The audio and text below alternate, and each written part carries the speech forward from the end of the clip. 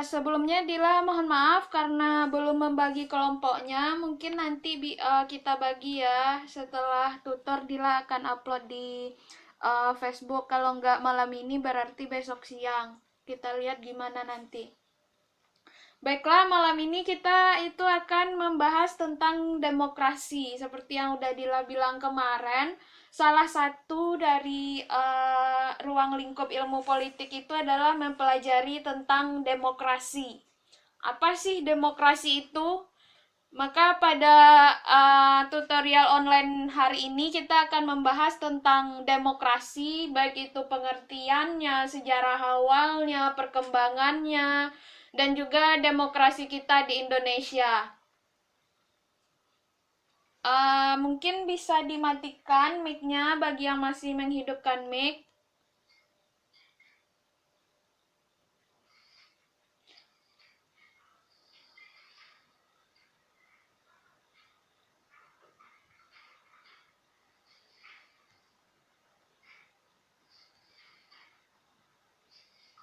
Yang mic-nya masih hidup mungkin bisa dimatikan. Soalnya nanti kalau seandainya kita rekam, pada akhirnya akan berbarengan gitu.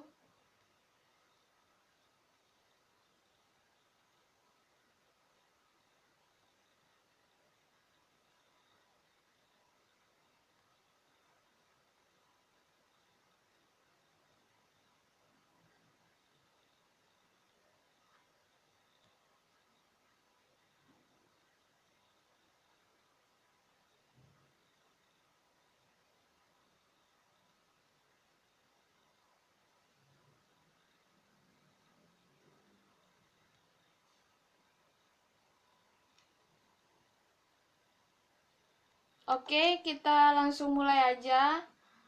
Hmm, itu demokrasi dimulai sejak zaman Yunani kuno pada abad ke-6 sebelum Masehi, bermula dan dipraktekkan di negara-negara kota atau city state. Kemudian uh, untuk waktu yang lama, kalau abad ke-6 berarti abad sekitaran 500 ke-6 sebelum Masehi, berarti 6 abad sebelum adanya Masehi gitu.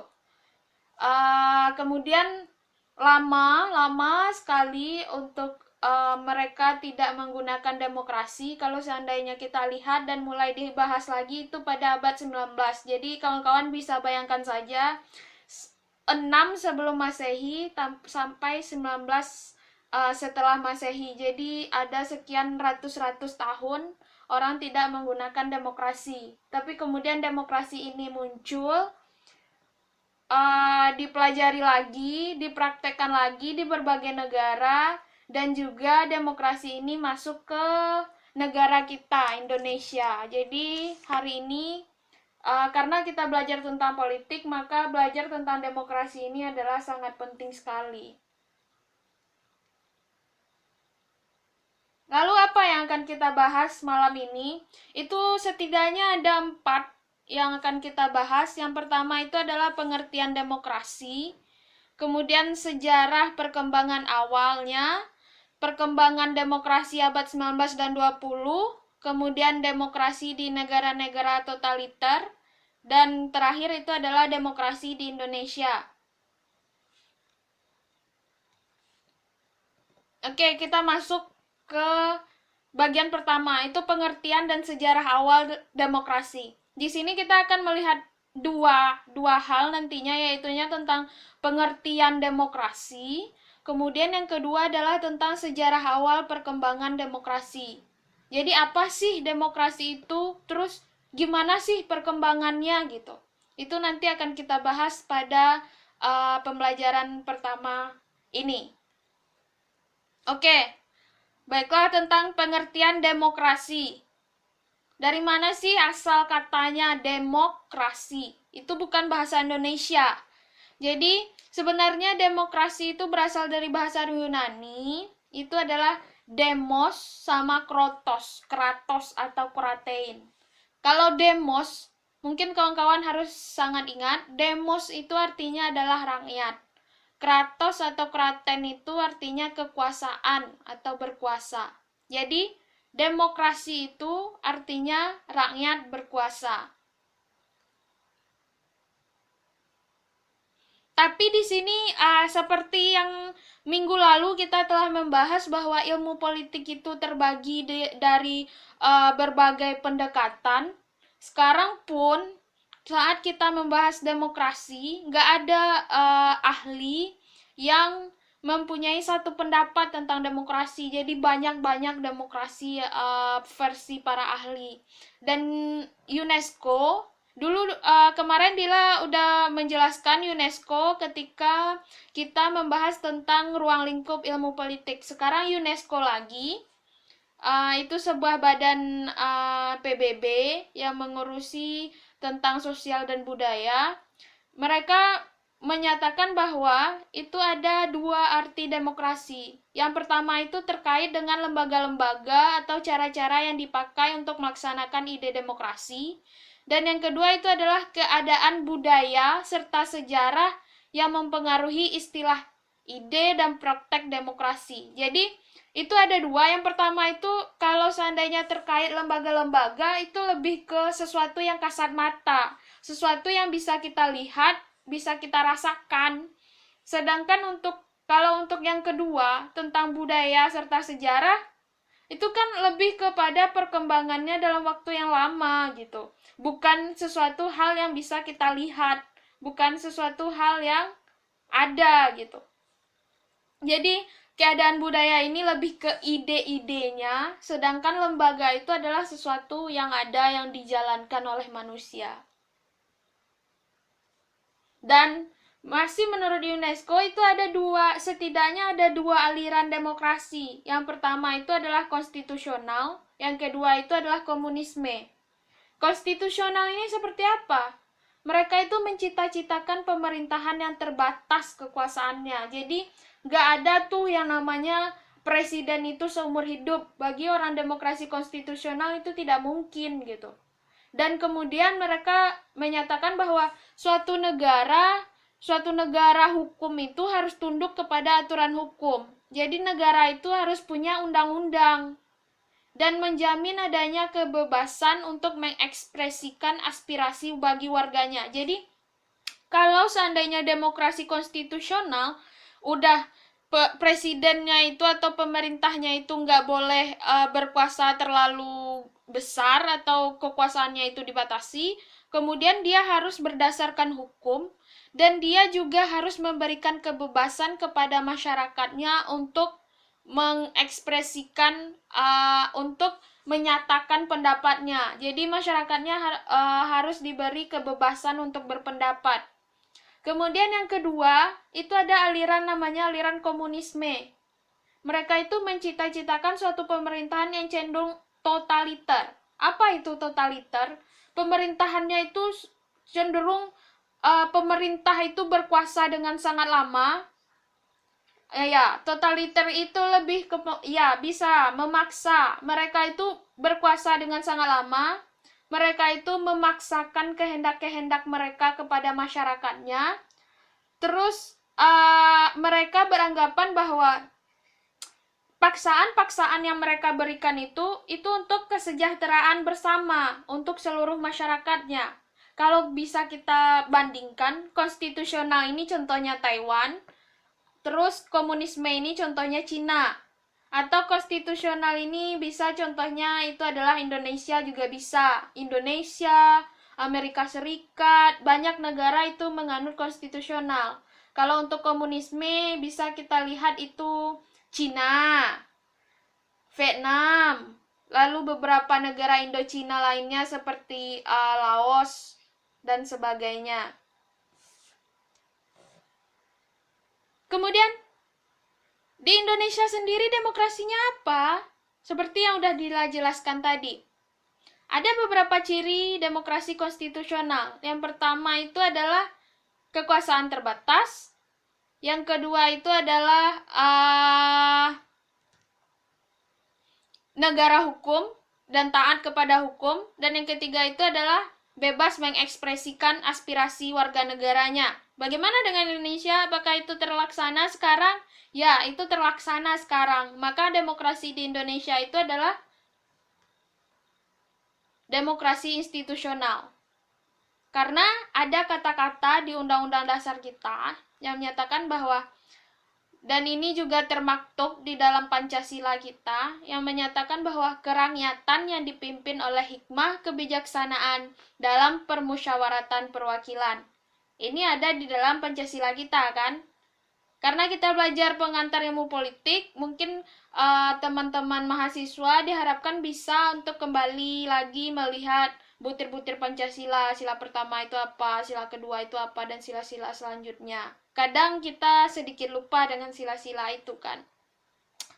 Jadi, kenapa Indonesia bisa dikatakan demokrasi institusional? Yang pasti Indonesia berdasarkan hukum.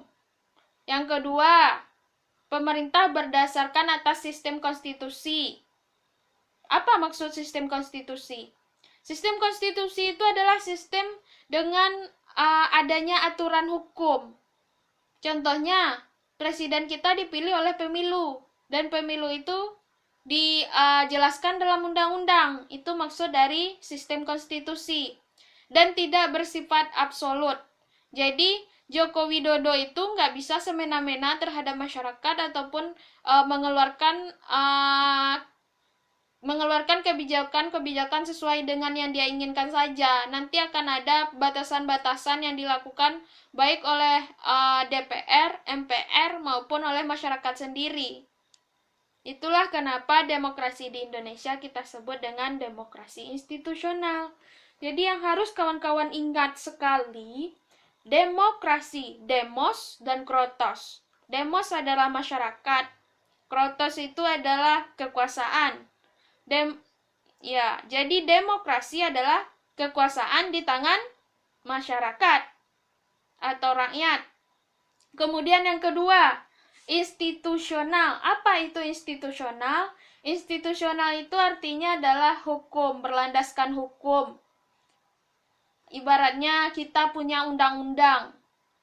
Institusional itu bisa saja hukumnya itu hukum tertulis, bisa saja hukumnya tidak tertulis. Kalau hukum tertulis ya itu undang-undang. Hukum tidak tertulis apa?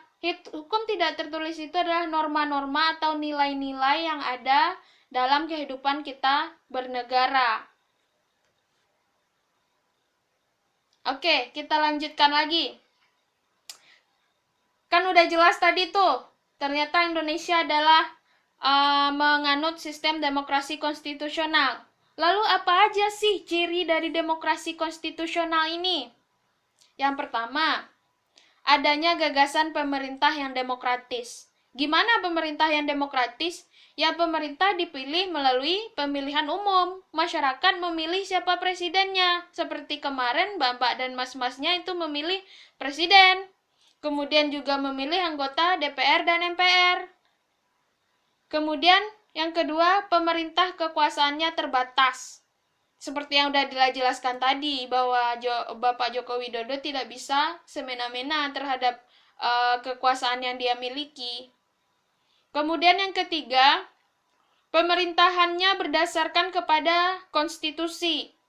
Ini tadi yang harus diingat, konstitusi itu apa? Konstitusi itu adalah hukum. Jadi, pemerintah itu adalah pemerintahan yang berdasarkan kepada konstitusi. Jadi, dia memerintah itu berdasarkan kepada undang-undang. Kemudian, yang keempat, pembagian kekuasaan. Gimana pembagian kekuasaan? Minggu lalu kan sudah dijelaskan tuh, bahwa orang yang mau politik mempelajari tentang badan legislatif, yudikatif, dan eksekutif. Inilah yang kita sebut dengan kekuasaan. Untuk mengingatkan lagi, eksekutif itu siapa? Eksekutif itu adalah yang menjalankan pemerintahan. Contohnya presiden dengan para menterinya. Terus legislatif itu siapa? Legislatif itu adalah orang yang menetapkan atau menyusun undang-undang dan juga orang yang mengawasi pekerjaan dari pihak eksekutif. Itu kalau legislatif itu kayak DPR, MPR, DPD, DPRD, itu adalah orang-orang legislatif. Terus yudikatif itu apa? Yudikatif itu adalah yang menjalankan hukum. Contohnya Mahkamah Agung. Contohnya kejaksaan, mereka yang menjalankan unsur dari yang namanya hukum. Atau juga ada Mahkamah Konstitusi. Kalau Mahkamah Konstitusi itu lebih kepada melihat urusan-urusan yang berhubungan dengan konstitusi, dengan undang-undang. Dan yang selanjutnya 1, 2, 3, 4 yang kelima. Itu adalah ciri khasnya adalah konstitusi tertulis. Jadi adanya undang-undang. Kalau seandainya pemerintahannya nggak punya undang-undang, berarti dia nggak demokrasi. Jika salah satu aja dari 5 ini tidak ada, berarti itu bukan demokrasi konstitusional. Dan kalau kita bawakan ke Indonesia kan semuanya ada. Makanya Indonesia disebut memakai demokrasi konstitusional.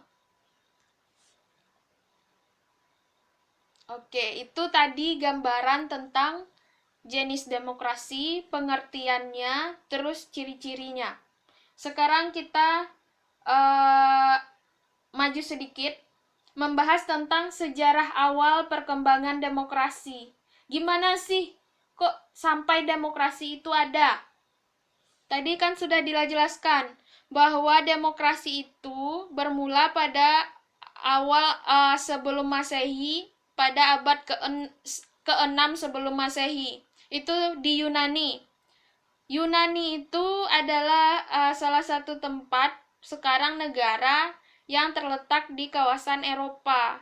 Yunani ini juga dikenal sebagai salah satu peradaban atau salah satu kebudayaan zaman dulu yang sangat maju, yang punya banyak tokoh-tokoh pemikirnya. Seperti yang dulu kita juga telah bahas tentang bagian-bagian atau ruang lingkup ilmu politik, ada itu namanya Plato, Aristoteles, itu adalah pemikir-pemikir dari Yunani. Terus gimana demokrasi di Yunani ini? Jadi demokrasi di Yunani itu mereka seperti negara kota. Negara kota itu seperti apa? Negara kota itu sangat kecil. Jadi palingan juga nggak nyampe segede Jakarta. Mungkin juga sebesar kota Taipei lah. Mungkin lebih kecil dari Taipei. Terus mereka demokrasi langsung. Apa sih demokrasi langsung itu? Jadi setiap ada sebuah kebijakan, mereka itu voting. Mereka itu memilih satu persatu. Seperti yang kita lakukan di grup Facebook kita untuk menentukan tugas kita kemarin. Ya, jadi demokrasi itu seperti itu, demokrasi langsung. Jadi pemimpin itu tidak langsung menyatakan harus ini, tapi pemimpin itu memberikan pilihan kepada rakyatnya. Kita itu akan ada beberapa hal yang disarankan oleh pemimpinnya. Nanti ada pilihannya, pilihan A, B, atau C, atau pilihan A saja, pilihan A setuju atau tidak. Nah, nanti orang-orangnya langsung memilih gitu, setuju atau tidak setuju. Atau A, B, C, mana yang akan dipilih? Mungkin A atau B atau C. Jadi mereka itu demokrasi langsung. Segala sesuatu itu berdasarkan kepada persetujuan bersama, berdasarkan kepada hasil voting bersama. Itulah yang terjadi di Yunani kuno pada abad ke-6 sebelum Masehi. Kemudian apa? Yunani itu berakhir. Yunani itu terpecah, ada perang dan sebagainya. Maka masuklah Eropa kepada abad ke-8. Di saat Eropa abad ke-8 ini sebenarnya untuk Islam itu adalah abad kejayaan. Tapi nantilah kita bahas karena di modul mereka tidak menjelaskan. Jadi setelah Yunani setelah Yunani itu hancur, terus ada lagi muncul peradaban atau kebudayaan baru, lalu masuklah Eropa kepada abad ke-8. Apa yang dimaksud dengan abad ke-8 ini? Abad ke-8 ini adalah orang-orang Eropa itu sibuk berperang antar mereka. Jadi kalau seandainya sekarang kita beranggapan bahwa Eropa itu adalah negara yang aman, sebenarnya dulu mereka bukan negara yang aman, dulu mereka juga banyak berperang. Mereka berperang antar mereka, mereka tidak saling mempercayai satu sama lain, mereka sering bunuh-bunuhan, sering serang-serangan. Itu disebut dengan abad kegelapan di Eropa. Tapi setelahnya, muncullah abad pencerahan. Bagaimana abad pencerahan ini? Mereka lebih banyak memikirkan tentang ilmu pengetahuan dibandingkan memikirkan untuk berperang. Jadi mereka lebih melakukan banyak penelitian, baik itu di bidang eksakta atau di bidang ilmu pasti seperti mungkin biologi, kedokteran, fisika dan sebagainya. Kemudian juga di ilmu-ilmu sosial, contohnya adalah ilmu politik. Kan sudah dikatakan tadi kan ya, ilmu politik itu adalah salah satu ilmu yang tertua di dalam ilmu sosial. Jadi di abad pencerahan inilah mereka mulai belajar, mulai mempelajari lagi tentang bagaimana sih seharusnya baiknya negara itu gitu. Waktu itu mereka belum mengenal negara, tapi bagaimana pemerintahan itu sebaiknya. Jadi muncullah para ahli-ahli yang mengemukakan teori-teorinya. Hal yang harus kawan-kawan ingat lagi, kemarin Dira sudah bilang kan, bahwa yang membedakan antara ilmuwan politik dengan orang yang bukan ilmuwan politik adalah orang ilmuwan politik melihat sesuatu itu berdasarkan kepada teori. Jadi muncullah berbagai teori dari orang-orang atau ahli-ahli ilmu politik ini. Itu dinamakan dengan teori kontrak sosial. Ini dua, sebenarnya tiga. Di sini yang akan dibahas orang atau ahli yang menyatakan tentang teori kontrak sosial.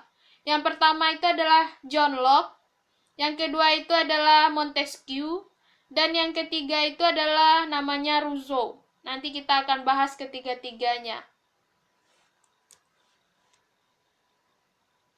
Oke, ini si John Locke.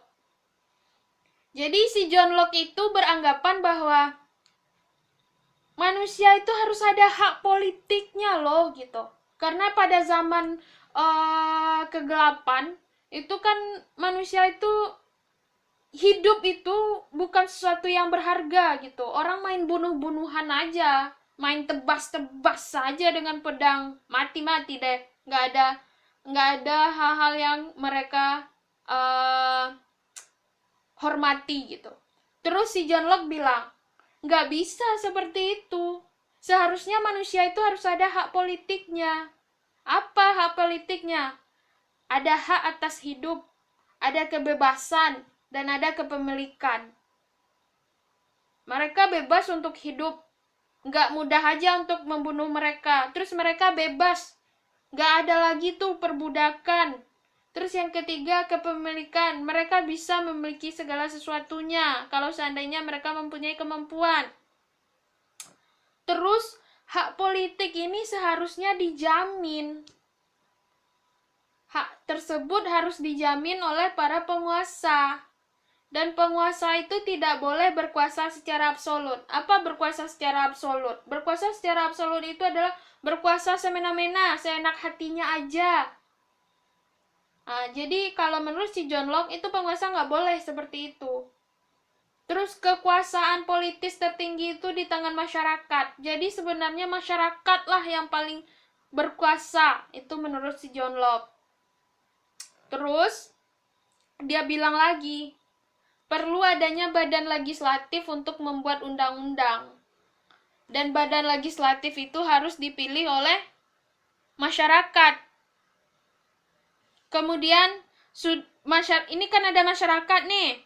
Terus mereka memilih dewan legislatifnya untuk membuat undang-undang, membuat aturan-aturan. Lah, setelah badan legislatif ini membuat aturan-aturan, terus gimana? Maka yang kedua yang harus ada itu adalah badan eksekutif. Badan eksekutif ini merupakan badan pelaksana, tapi terpisah dari orang-orang legislatif, tapi dia bergantung dengan orang-orang legislatif. Apa itu dia bergantung dengan orang-orang legislatif? Dia itu setiap hal-hal yang mereka jalankan itu harus berdasarkan kepada saran atau kepada hal-hal yang digariskan atau aturan-aturan yang digariskan oleh pihak-pihak dari legislatif tadi. Kemudian, mereka punya hak prerogatif. Dan juga ada yang namanya kekuasaan federatif. Itu apa? Kekuasaan federatif itu adalah berhubungan dengan masalah perang, masalah damai, pembuatan perjanjian, terus lagi apa? Persekutuan, atau masalah-masalah luar negeri lah, itu diatur oleh orang-orang federatif. Oh ya, lupa sedikit, hak prerogatif itu apa? Hak prerogatif itu adalah hak khusus atau istimewa yang diberikan kepada pemerintah. Jadi, nggak semua orang punya itu. Hanya pemerintah yang punya, gitu. Nah, itulah hak prerogatif. Kemudian, muncul si Montesquieu. Montesquieu ini bilang, ya, pendapatnya Locke ini sepertinya bagus, tapi sepertinya belum sempurna. Harus ada yang kita tambahkan. Terus apa yang dia tambahkan? Si Montesquieu bilang, itu ada trias politika. Ada 3 seharusnya. Legislatif, eksekutif, dan yudikatif.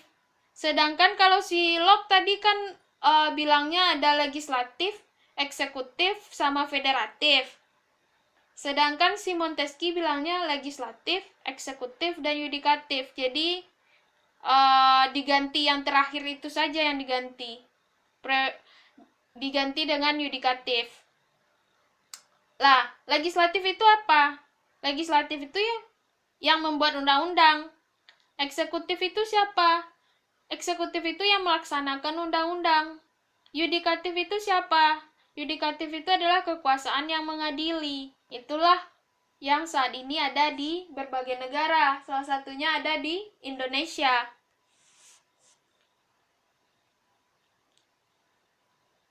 Terus muncul lagi satu ahli lain.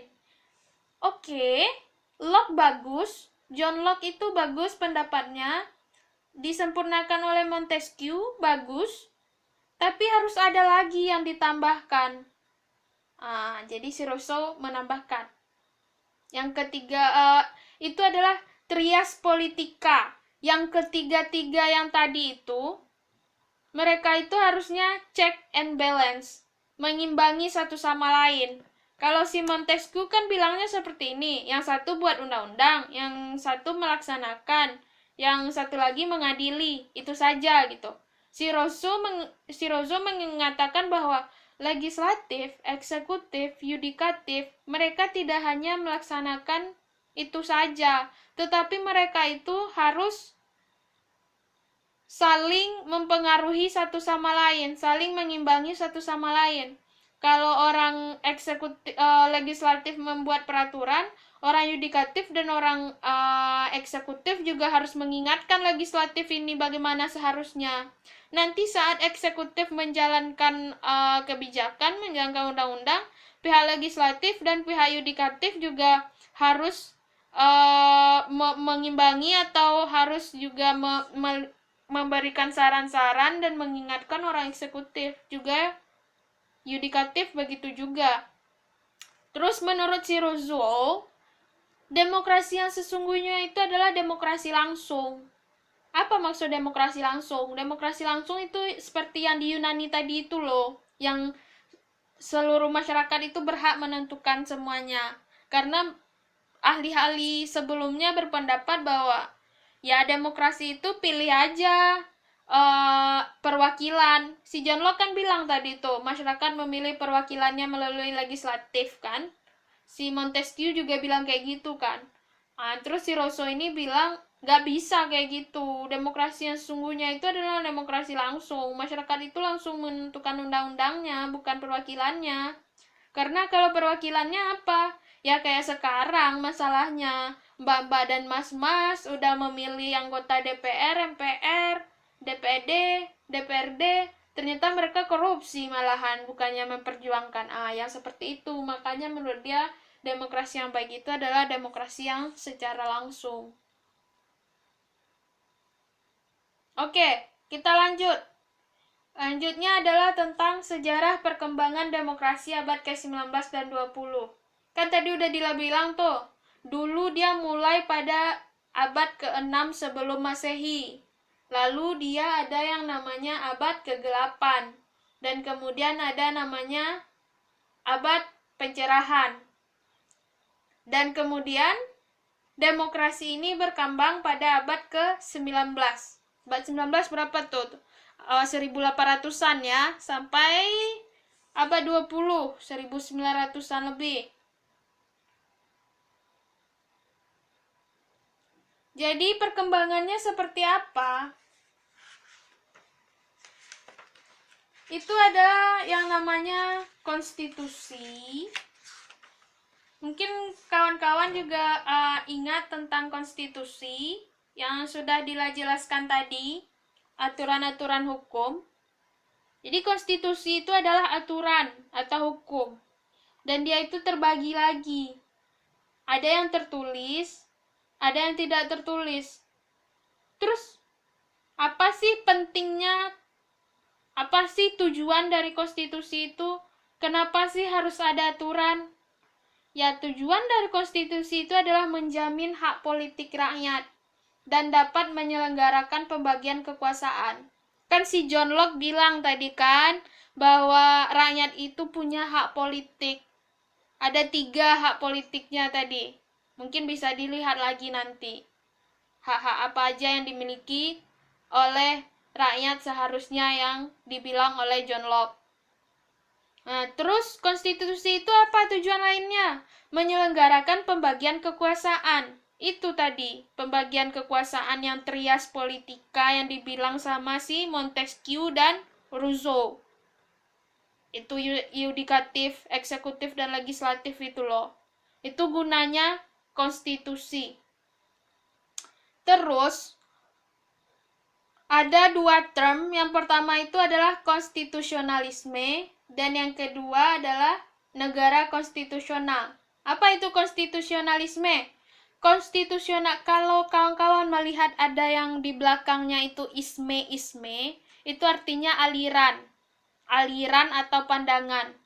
Jadi pandangan yang melihat tentang bahwa pentingnya konstitusi dengan tujuan untuk menjamin hak politik rakyat dan menyelenggarakan pembagian kekuasaan. Jadi, isme itu adalah pandangan atau aliran, terus konstitusional. Jadi kan dia dari 2 kata itu. Jadi pandangan yang melihat tentang konstitusional, aturan dengan tujuan yang tadi. Kemudian ada yang namanya negara konstitusional. Negara konstitusional. Jadi apa? Negara yang menjalankan konstitusional. Negara yang dijalankan berdasarkan kepada aturan-aturan tadi, baik yang tertulis maupun yang tidak tertulis. Oke. Pada abad ke-19 dan permulaan abad ke-20 itu kan ada tuh, kita tahu dengan yang namanya tadi, mereka bilangnya konstitusi, mereka bilangnya aturan-aturan. Jadi nanti aturan-aturan ini kan dijalankan oleh negara konstitusional. Aturan ini dijalankan oleh negara-negara yang mempercayai bahwa perlu adanya aturan. Itu disebut dengan Rechtsstaat. Jadi apa aja unsur dari Rechtsstaat ini? Apa aja unsur-unsur dari negara konstitusional ini? Jadi menurut ada salah satu ahlinya, si Stahl, dia bilangnya negara konstitusional ini ada beberapa poin penting unsur-unsurnya. Yang pertama, hak-hak manusia, hak asasi manusia itu dijunjung. Kemudian ada pemisahan atau pembagian kekuasaan. Kemudian pemerintahan berdasarkan kepada hukum. Kemudian peradilan administratif. Jadi kalau kita lihat sebenarnya tidak beda-beda jauh lah. Intinya itu adalah aturan, kekuasaan, pembagian kekuasaan, kemudian peradilan untuk mengatur dari aturan atau hukum tadi. Itu saja. Pemerintahan, itu saja. Hanya itu saja yang dipelajari oleh orang ilmu politik itu. Makanya minggu lalu kita bahas tentang ruang lingkup politik, apa yang dipelajari oleh orang ilmuwan politik. Tapi ini adalah unsur klasik. Nanti akan ada perkembangan-perkembangan lain seiring dengan banyaknya ilmuwan politik, maka mereka akan banyak mempelajari hal-hal lain.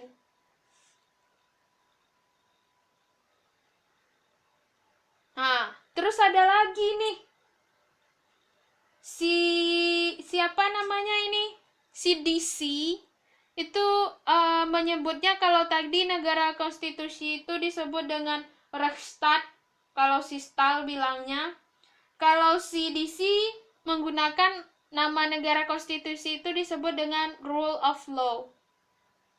Jadi dia melihat bahwa kedudukan yang sama di depan hukum itu adalah unsur-unsurnya. Yang kedua adalah terjaminnya hak asasi manusia oleh undang-undang serta keputusan pengadilan.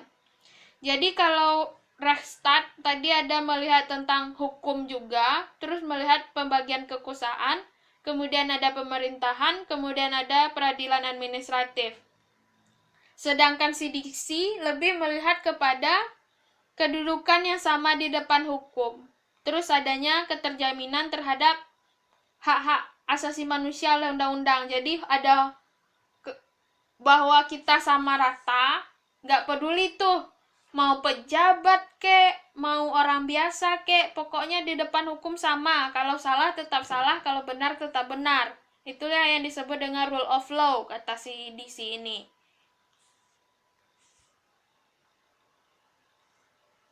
Terus berkembang lagi pemikiran-pemikiran setelahnya.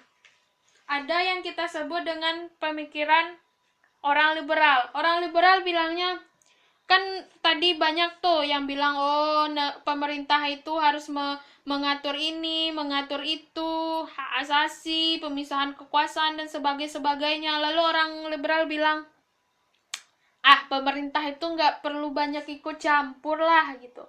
Biar individu-individu aja, biar masyarakat aja yang menentukan urusan mereka sendiri-sendiri. Jadi orang liberalisme ini menganggap bahwa pemerintahan yang paling sedikit campur tangan adalah pemerintahan yang paling baik. Kenapa mereka bilang begitu? Karena kalau seandainya pemerintah itu campur tangan terlalu banyak, jadinya pemerintah itu hanya mengejar keuntungannya mereka saja. Sedangkan orang-orang lain juga tidak mencapai keinginan mereka gara-gara adanya pemerintah. Lalu muncullah pandangan tentang laissez-faire. Ini agak susah juga kalau ngomongnya. Intinya, konsep yang kedua ini adalah semua orang bebas menentukan hal yang dia inginkan. Semua orang itu bergerak sesuai dengan keinginannya masing-masing. Berikan kebebasan terhadap orang itu. Itulah dari yang tadi ini. Kemudian negara hukum klasik. Karena pembatasan di atas sangat sempit. Jadi biarin aja lah orang-orang itu ngurusin urusannya masing-masing, nggak usah deh pemerintah ikut banyak ikut campur. Jadi orang menamakannya negara hukum klasik.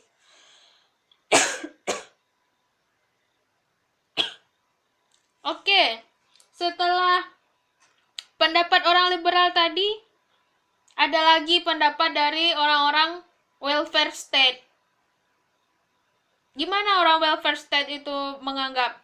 Kalau tadi si ahli-ahli sebelumnya menganggap pemerintah itu harus memberikan hak-hak politik kepada masyarakatnya.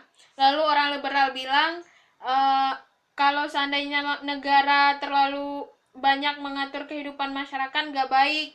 Pemerintah itu seharusnya nggak banyak mengatur masyarakat. Kemudian muncul pendapat tentang welfare state. Welfare state itu adalah negara kemakmuran. Mereka itu menganggap bahwa negara itu berperan aktif untuk mengatur kehidupan ekonomi dan sosial masyarakat. Jadi, mereka menganggap bahwa negara itu masih penting, yaitunya untuk mengatur kehidupan ekonomi dan sosial dari yang ada di dalam masyarakat. Nggak bisa dibiarin masyarakat itu mengurus dirinya sendiri seperti orang liberal. Kalau seandainya kita biarin orang seperti orang liberal, biarin masyarakat itu ngurus dirinya sendiri, yang kaya bertambah kaya, yang miskin bertambah miskin, yang kuat bertambah kuat, yang lemah bertambah lemah. Makanya di sana peran negara itu seharusnya mengatur kehidupan ekonomi dan sosial itu. Mengingatkan kepada yang kuat untuk tidak menindas yang lemah dan membantu yang lemah untuk tetap bisa bertahan, dan mengatur supaya yang kaya tidak semena-mena terhadap yang miskin dan yang miskin bisa memperbaiki kehidupannya. Itu adalah peran dari negara. Itu menurut orang welfare state. Jadi demokrasi pun harus seperti itu. Demokrasi itu harus lebih luas. Jadi demokrasi itu tidak hanya mengatur tentang politik saja, tapi harus juga dilihat ke bidang ekonominya. Sekarang welfare state itu banyak kalau seandainya kawan-kawan mahasiswa pergi ke Eropa, itu mereka bagaimana pemerintahnya mengatur seperti biaya pendidikannya itu sangat murah sekali, bahkan cenderung gratis. Sebenarnya Taiwan ini agak-agak mirip, tapi tidak welfare state, terlalu welfare state seperti di Eropa.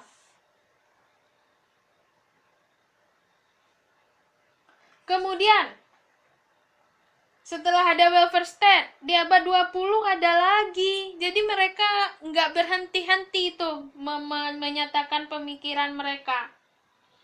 Itu ada lagi perubahan yang dicoba rumuskan oleh International Commission of Jurists. Jadi ini lebih kepada komisi internasional di bidang hukum. Mereka memperluas konsep dari rule of law.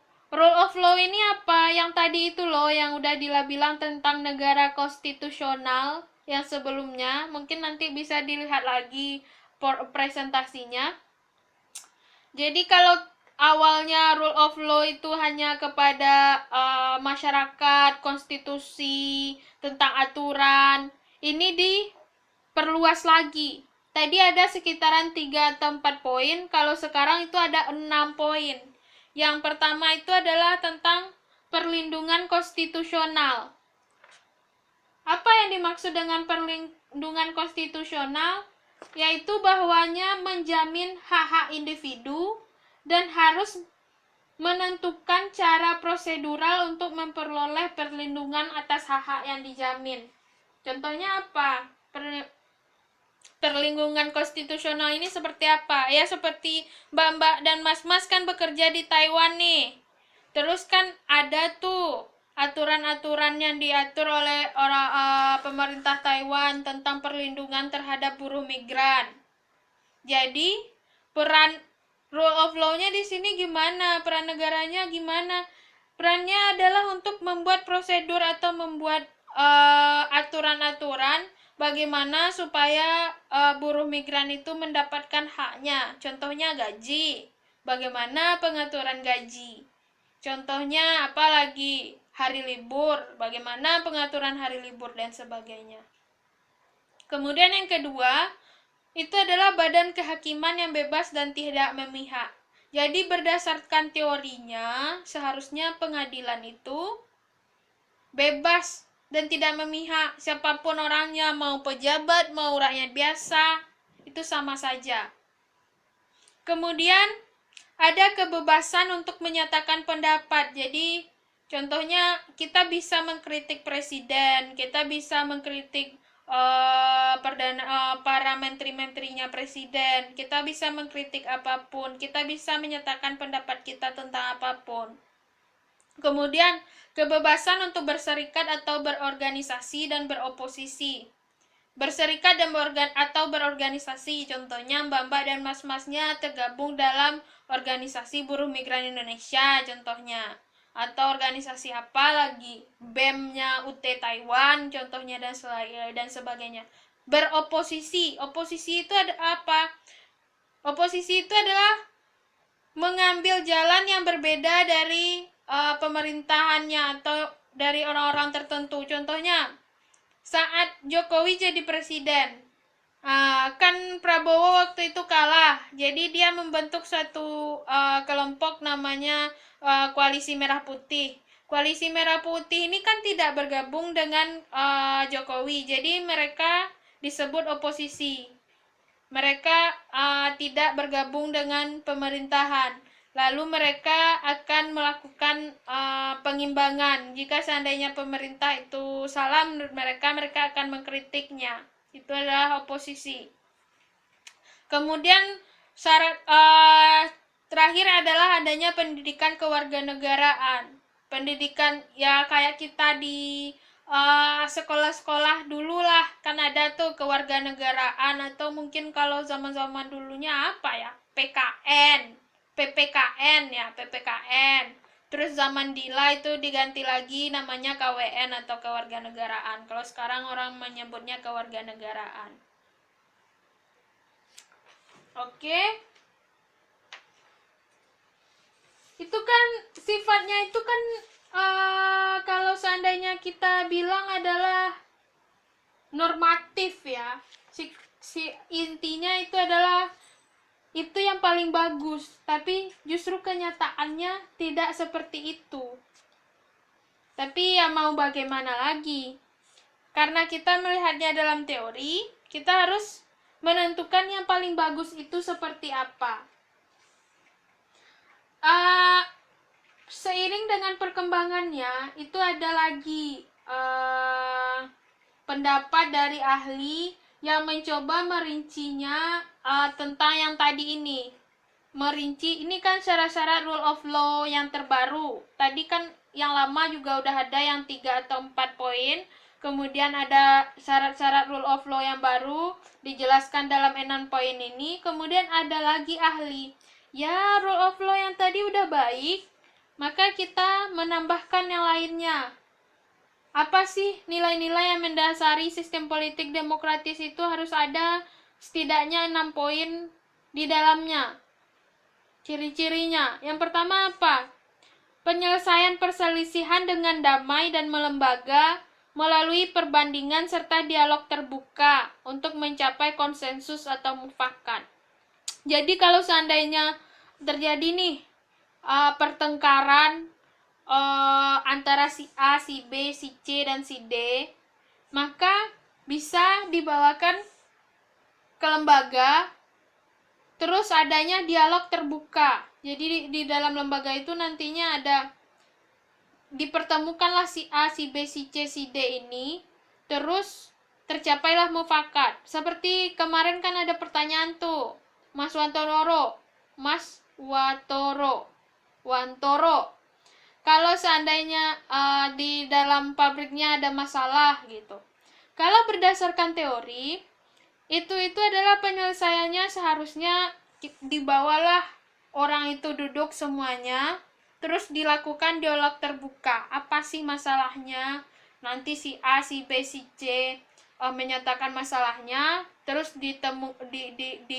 dibahaslah masalahnya, terus disepakatilah lakukanlah kesepakatan yang membuat pihak-pihak ini bisa untuk bermufakat gitu. Kemudian yang kedua itu adalah penyelenggaraan perubahan sosial secara damai dalam suatu masyarakat yang sedang berubah. Jadi kalau orang-orang demokratis itu perubahan itu dilakukan secara damai. Contohnya perubahan kepemerintahan. Mereka melakukan secara damai melalui pemilu. Contohnya. Jadi dengan adanya pemilu, Pak SBY berhenti jadi presiden, kemudian digantikan oleh Bapak Joko Widodo. Begitulah yang namanya perubahan secara damai. Ini poin yang ketiga. Pergantian pimpinan itu dilakukan dengan pemilu yang bebas. Jadi kita bebas memilih siapapun yang kita mau. Bapak Joko Widodo kan nggak datang ke rumah kita terus dibawa senjata, kamu harus pilih saya, kan nggak seperti itu dulunya. Terus juga Pak SBY ataupun Pak Prabowo kan nggak ada menekan kita, oh kamu kalau nggak pilih saya nanti saya bom rumahnya, kan nggak ada mereka bilang kayak gitu. Kita bebas memilihnya. Terus juga penggunaan kekerasan harus dibatasi dan harus membuka kepada kesempatan untuk berdialog supaya tercapainya mufakat. Dan terus juga harus mengakui adanya keberagaman. Kalau kita di Indonesia itu ada slogannya kan, Bhinneka Tunggal Ika, walaupun berbeda-beda tapi tetap satu. Terus demokrasi itu harus menjadi gaya hidup, bahwa saling menghormati satu sama lain, saling menghargai keanekaragaman, harus menghindari kekerasan, harus berdialog ketika seandainya ada perselisihan, tapi jangan sampai berlebihan. Jangan sampai saat kita bebas untuk menyatakan pendapat, ya kita berpendapat ini itu dan akhirnya berlebihan, kebablasan. Terus yang terakhir adalah penegakan keadilan bagi semua orang. Jadi semua orang berhak untuk mendapatkan keadilan.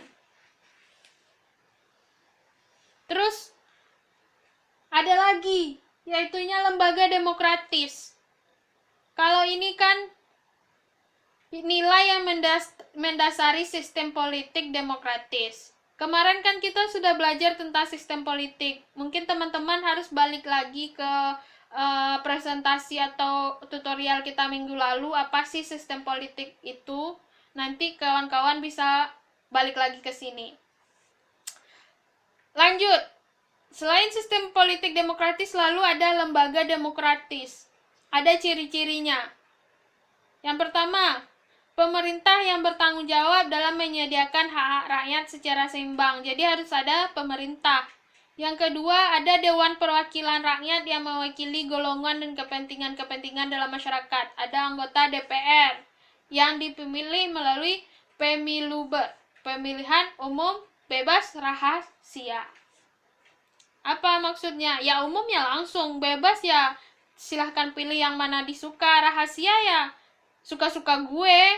Siapa yang mau gue pilih dan gak perlu gue bilang ke siapapun, itu adalah rahasia. Terus harus ada sistem politik lebih dari suatu partai. Nggak cuma satu partai yang menguasai gitu. Setidaknya 2 partai atau lebih.